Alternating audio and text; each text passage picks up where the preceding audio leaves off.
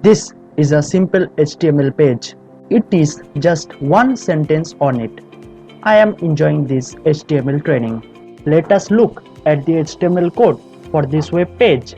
This is one of the simplest version of the code required to build our web page. It is so complicated now. We don't like once I explain you the all elements. You'll be able to get it very easily. But before we get into writing HTML code, I'll first teach you a bit more about something called as the HTML tag.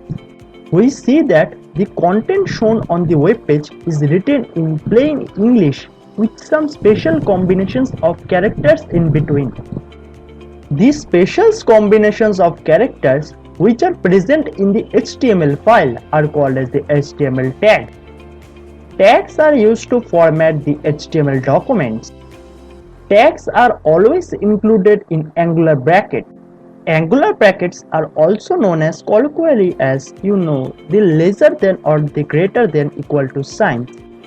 Also remember that the tags are generally used in pairs. First one, which is called the start tag, and the other one is called as the end tag. And the end tag contains a / character. So this would be like a start tag, and this is an example of an end tag.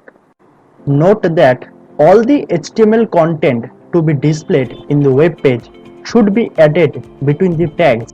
An HTML element is all the content between the start tag and the end tag. There are various tags such as HTML head, body, title, etc.